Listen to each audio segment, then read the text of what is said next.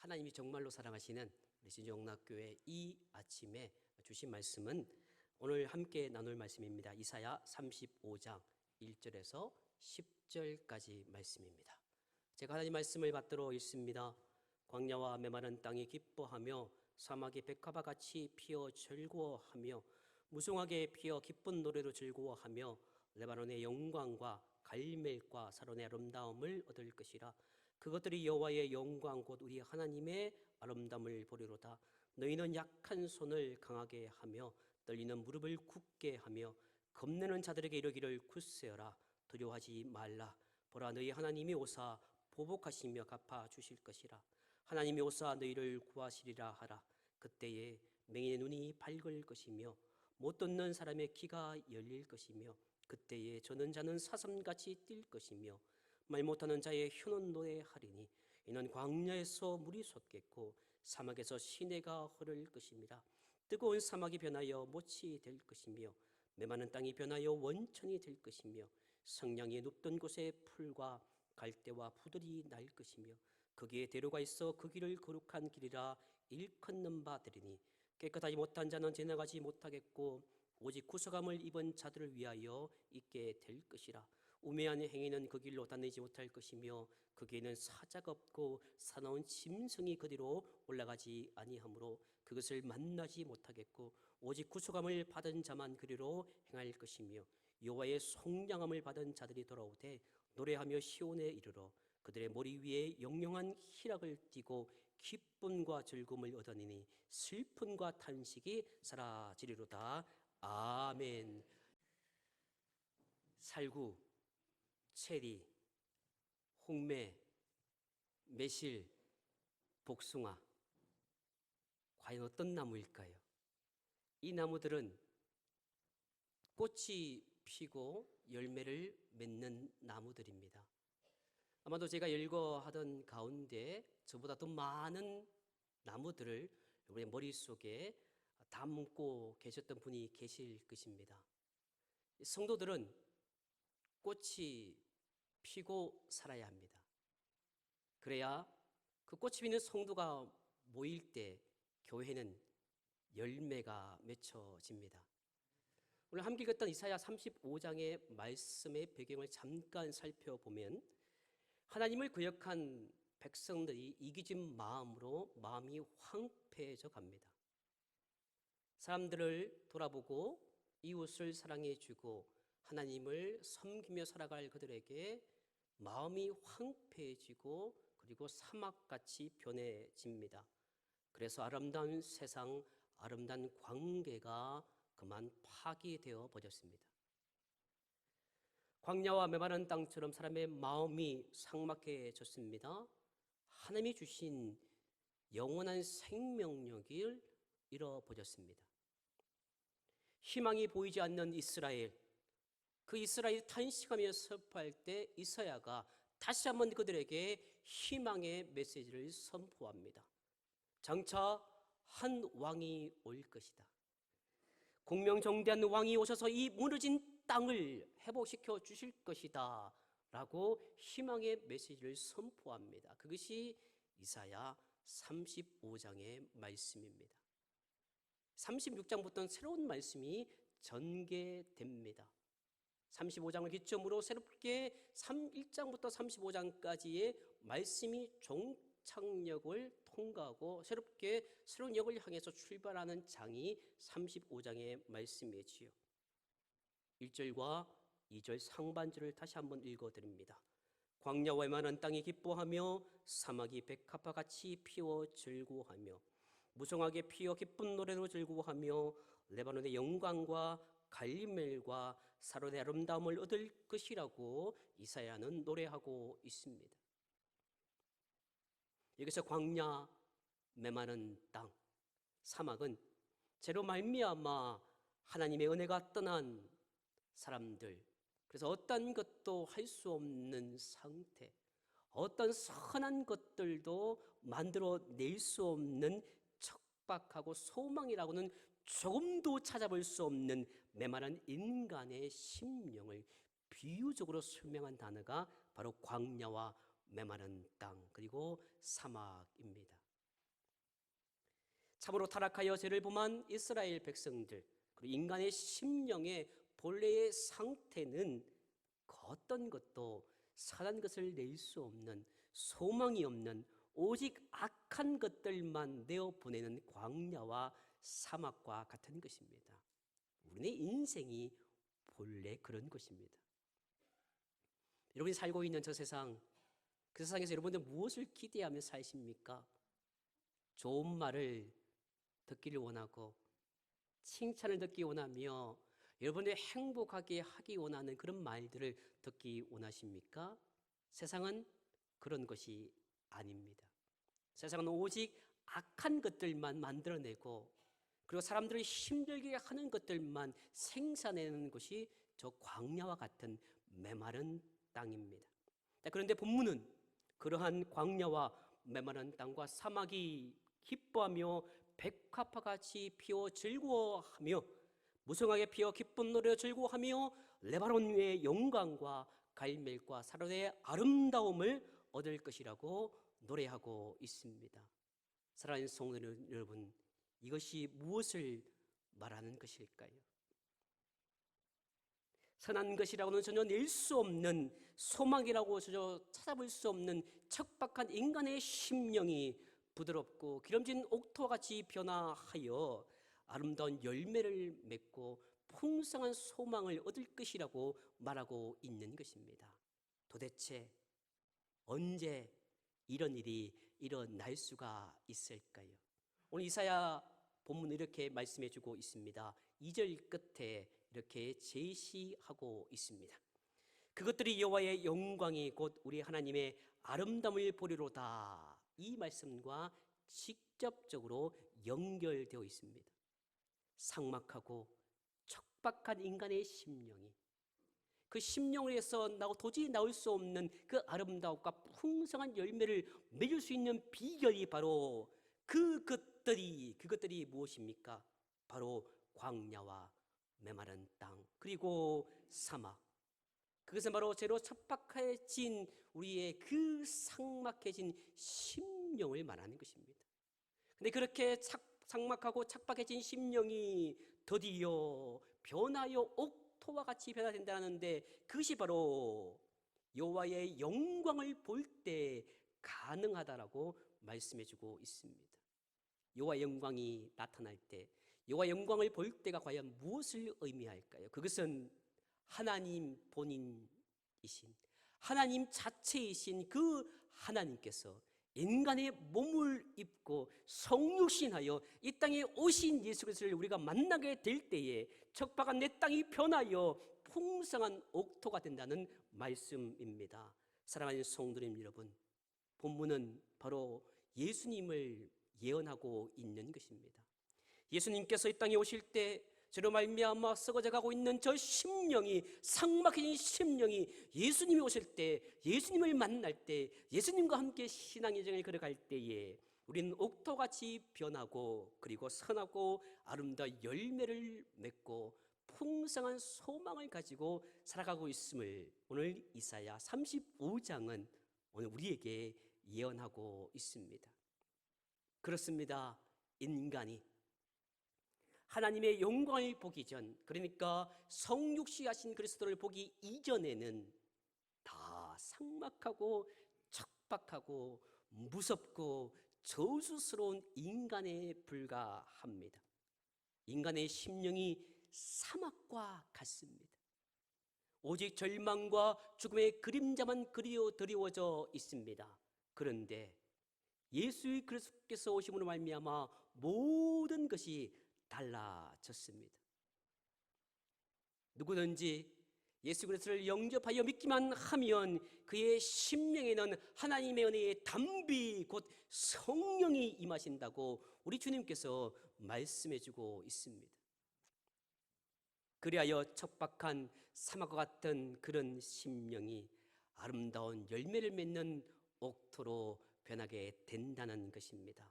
이런 변화의 역사, 새로운 창조의 역사, 생명의 역사를 그리스도께서 과거에도 그가 이루셨고 그리고 오늘도 성령님을 통해서 우리에게 이루어 주시고 계시고 그리고 종말의 때는 그 모든 사역을 마치게 되는 것입니다.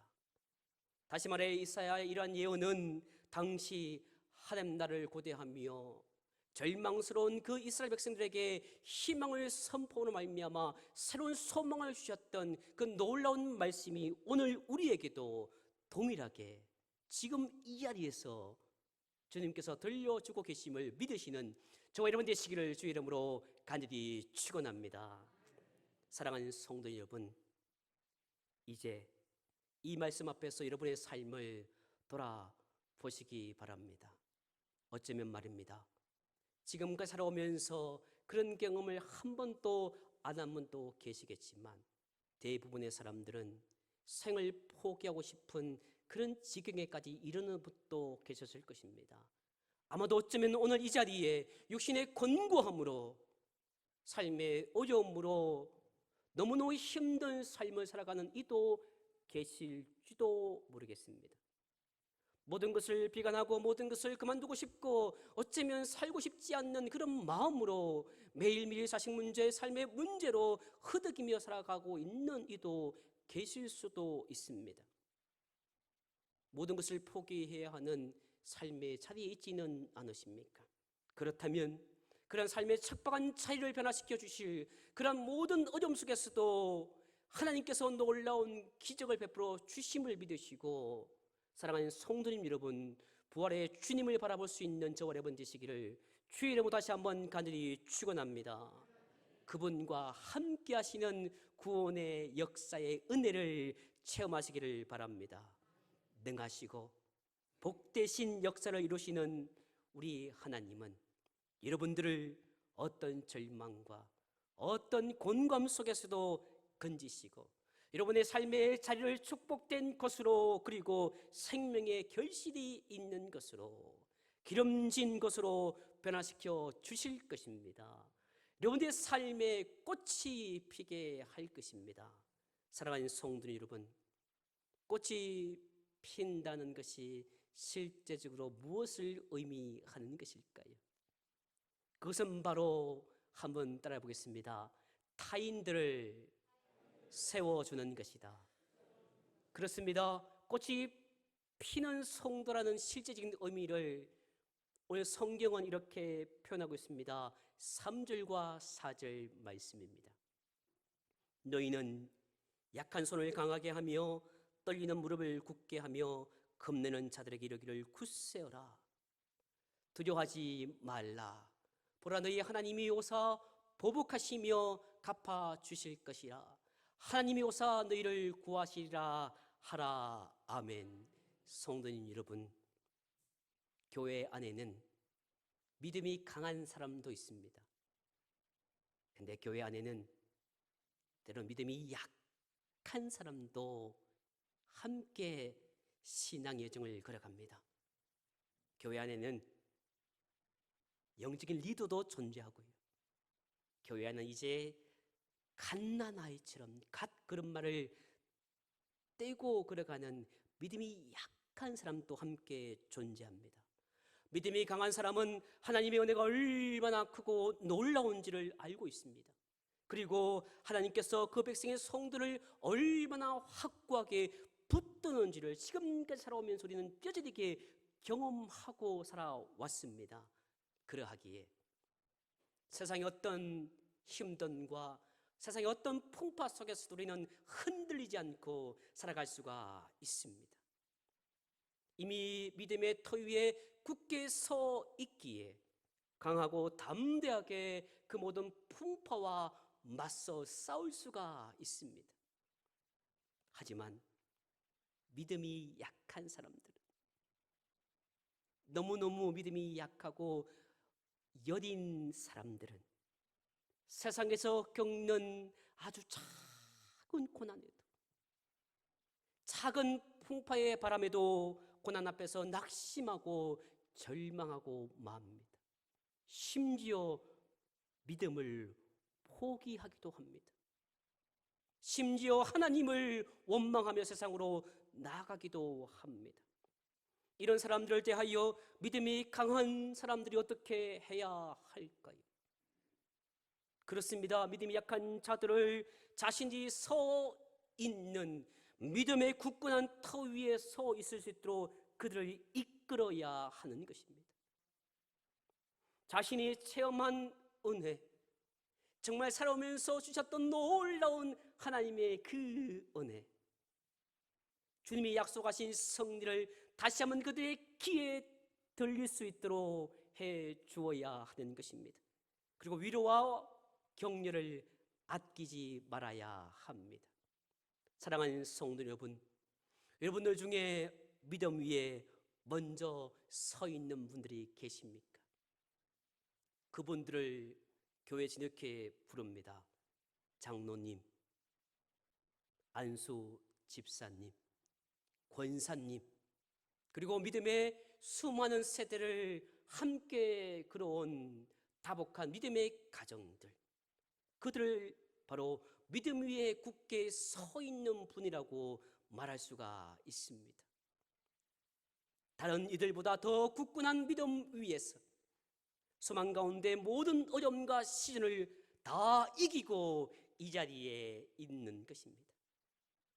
그처럼 견고하게 서 있을 수 있도록 온갖 어려움과 풍파 속에서도 나르기까지 목사로, 장로로, 권사로, 안수 집사로, 영적인 리더로, 꽃이 핀 성도로 살게 하시는 하나님을 찬양할 수 있는 저와 여러분 되시기를 주의 이름으로 간절히 축원합니다. 그리고 거기서 더 나아가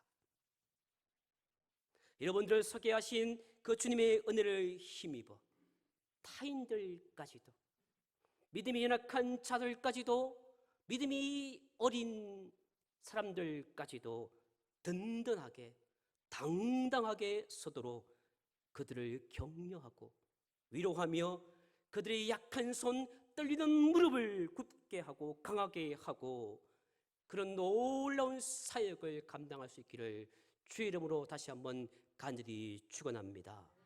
사랑하는 성도님 여러분, 꽃이 핀 성도가 된다는 것은 타인에게 유익과 복을 주는 삶을 사는 것임을 말하고 있습니다.